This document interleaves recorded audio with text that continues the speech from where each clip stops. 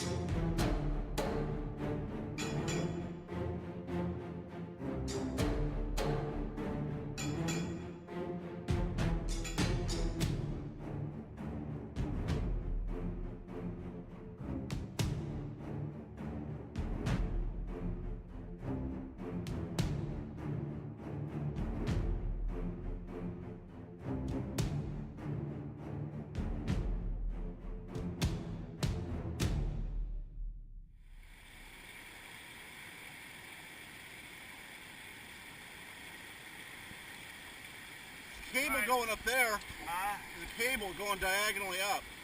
Yeah. What were you starting to say? Oh, nothing. Whatever I was going to say is made irrelevant by that cable we're going to go look at. Yep. I was going to say, try as I might, I can't make myself see anything that looks man-made up there. Ah, Then you pointed out the cable, which made it totally irrelevant. obliterated what I was about to say. Got a big framework up there? No. It's probably the transformer racks.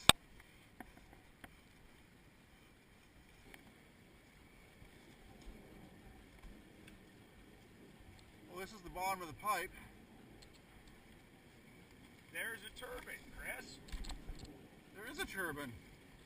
That's It's not in a powerhouse like I expected. Or this thing is not the thing that we saw on video. That is an electrical generator. that is a generator. I think the building has left us. Stairs. We are on stairs. There's where the handrail was.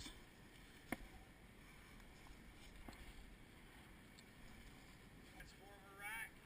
That's actually how we found it, by a cable off the far end that crosses the river. Right over Chris's shoulder is some substation equipment, and just to the right, that you'll see when I stand up and pan, is my shaky video me part. There is an electrical generator. Times 3. Here is the turbine. Here is the outflow. Yes, the tail race. Yes. This is the tail race. Yeah.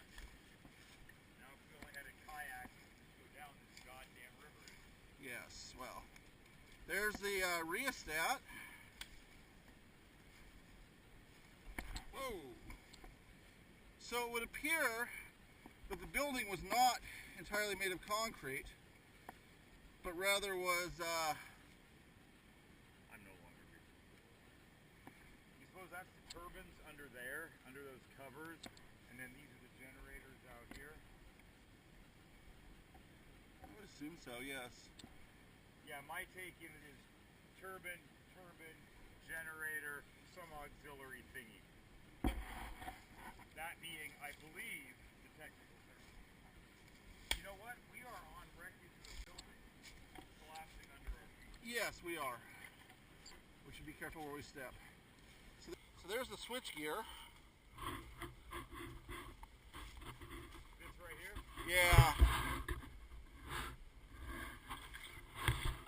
You really see how this shit works. I mean, literally you just like dial that to get the number of turns you want.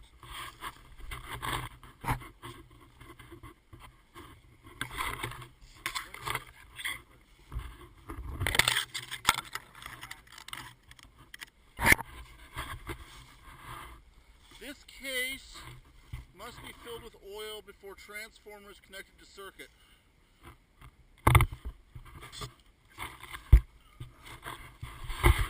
if we can find a data manufacturer. Central transformer, General Electric. 25 to 60 cycles, 13,200 volts. March 4th. 90? 1890? Patented March 4th, 90. May And 27th. September 8th, 95. Those are all patent dates. Those are all patent dates. We have no idea when it was manufactured.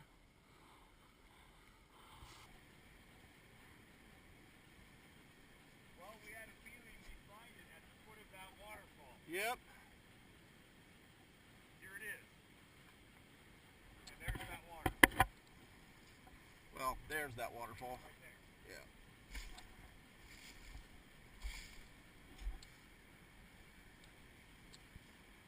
I would call this one boss level only. Oh, what? Boss level only. Yeah.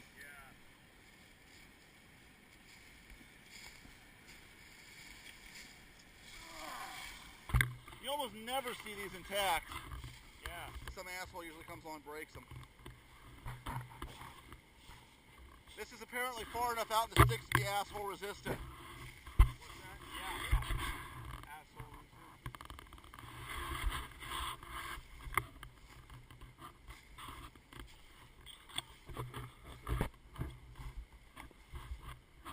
So yeah, it was all concrete construction, it's just falling in. It was all concrete construction, it's just falling in.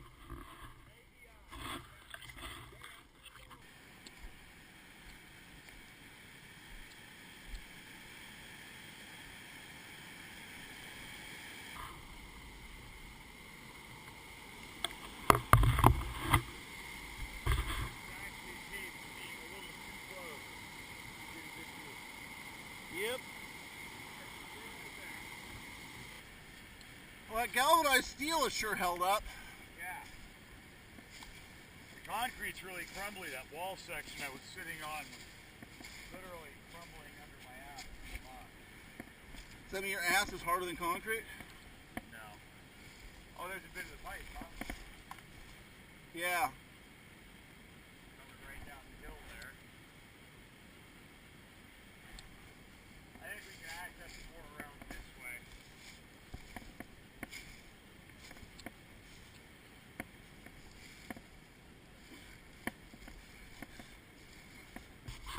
Well, for the record, I believe this level of bushwhacking to find old shit falls under the highest possible level of fuckery.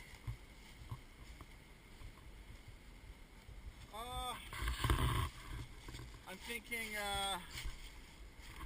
Glacier Basin might be slightly higher. Yeah. Don't pull this lever unless you really, really mean it. Yeah. Voltage control.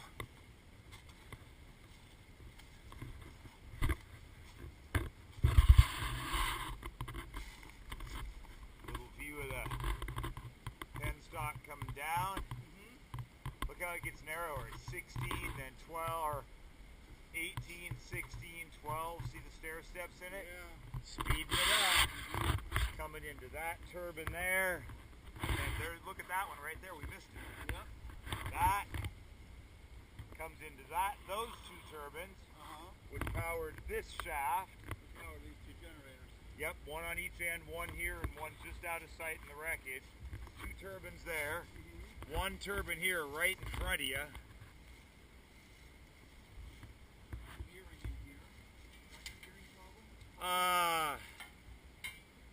Could be. What speed do generators? Well, some multiple of 60.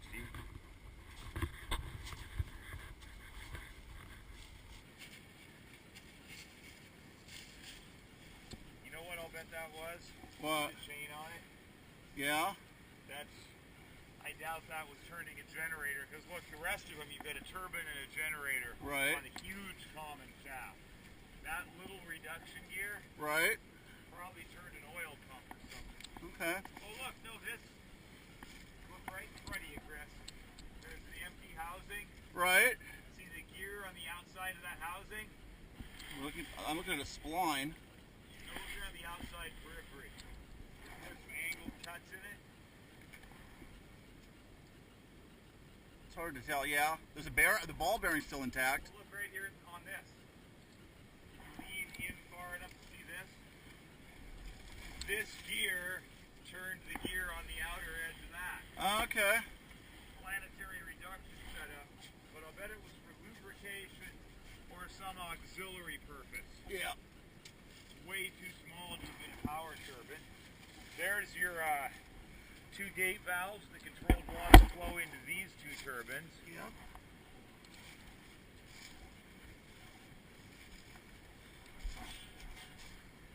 That's why I love bringing you along. You have a much better understanding of this stuff. I don't know what all.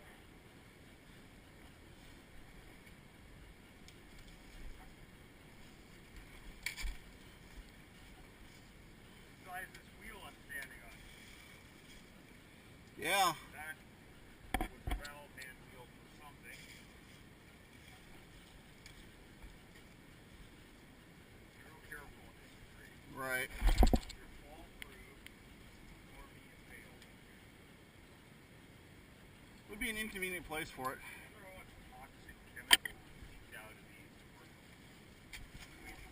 Well, it would have been in the transformers. It would have been PCB oil. Oil cup on this turbine. Yeah. So this splits and then splits again. Yeah, there's probably 2 turbine wheels in here and 2 turbine wheels in there. It's interesting that they're on a common shaft. Yeah. So maybe the size of maybe they were limited by the size of turbine they wanted to get into this location. Getting this here must be an absolute cockfight. Oh, certainly. That's about 8 feet in diameter. It's got to weigh 30,000 pounds. Easy. Ooh, look at the belt on this shaft. They had an auxiliary drive off of a canvas belt that turned that water pump right there. I don't know what for, but I'm sure that's a pump. Could be a oil pump or an air No, it's compressor. a governor, dude. Check it out. See how that pump is connected to this linkage, is connected to that arm that comes back under here and connects to that water inlet valve right there. Oh, so it is a governor. Got it. This belt turned that, which is the governor, which through this linkage moved that valve that's right under your feet, which controlled water admission to the turbine and maintained 60 cycles or whatever their preferred number of cycles was. Asbestos gaskets. Oh, surely. They'll last forever. Well, don't snort them. Look at the size of this Y.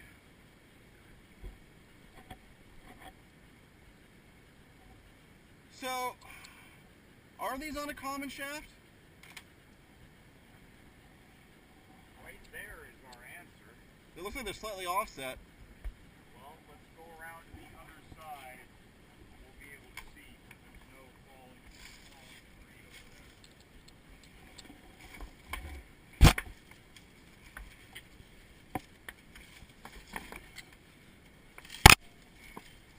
You go back across or continue around the way you're going? I'm going to continue around.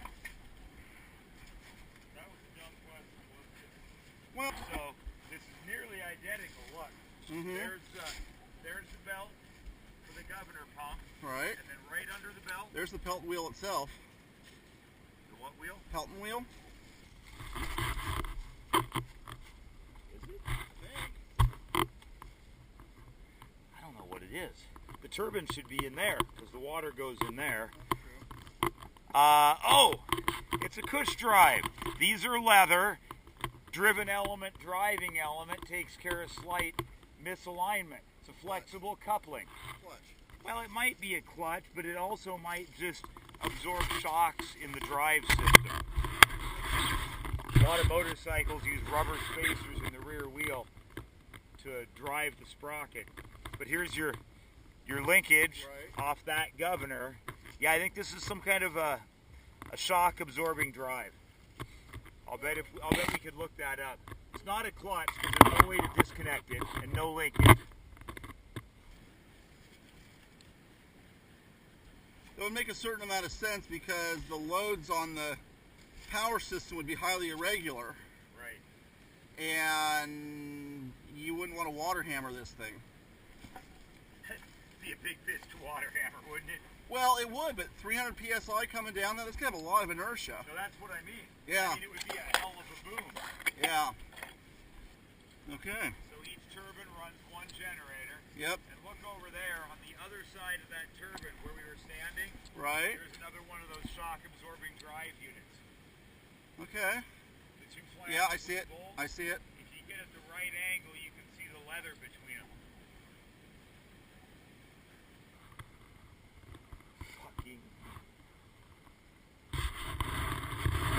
Ah! Well, now you got that out of your system. I'm sure it has. That's true.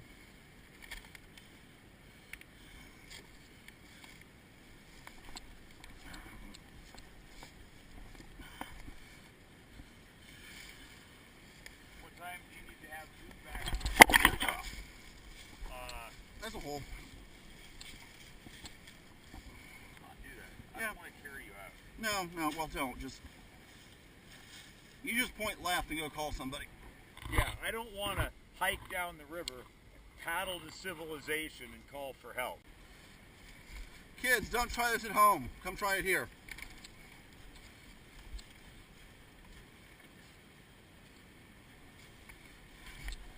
One more lap, or? Yeah, I didn't have the camera out. I'm just doing this side of it, though. I'm going to stand on this big concrete thingy and hope I don't fall.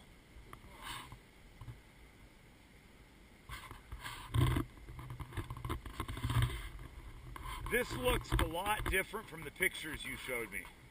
Well, it's not in the building for one thing. Weren't the pictures you showed me of turbines in a building? I think so.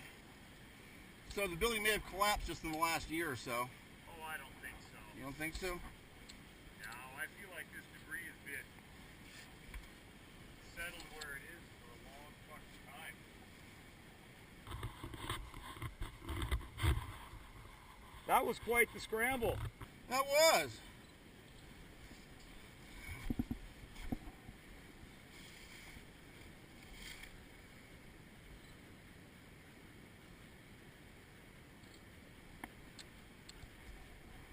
Oh, I wish this was still intact. What's that? Skateboard there? Yeah, there's a kilovolt gauge on it, horizontal operating gauge, Yeah. about yay big.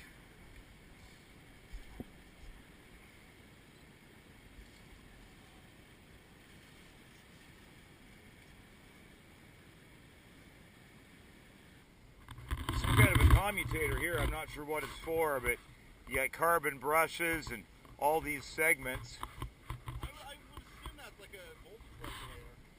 Yeah. Dial it up and down. Dan would know more about this than I do.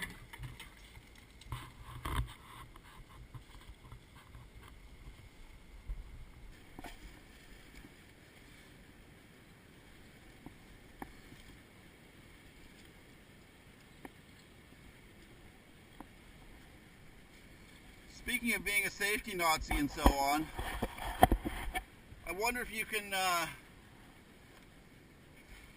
tell the vintage of equipment by the amount of guarding and whatnot on it. Or lack thereof. Exactly. Absolutely. At what point did they start giving enough fucks about their workers to like protect them from flying belts and stuff? I say sometime after the late 1930s. Think so? Have you ever seen anybody with a hard hat or safety belt building a skyscraper in a Depression era photograph? I was thinking of the San Francisco Bay Bridge and early steel skyscrapers and people walking on beams and workmen sitting with their lunch pails on beams, untethered and unhard-hatted. You're tearing the shit out of your water thingy. Drop down real low and come through with your nose almost on the ground there, bro. Nails on your port side sticking out of that board. Alright, you're mostly clear of it. You didn't have to bring a Leatherman, did you? No, why? What do you want?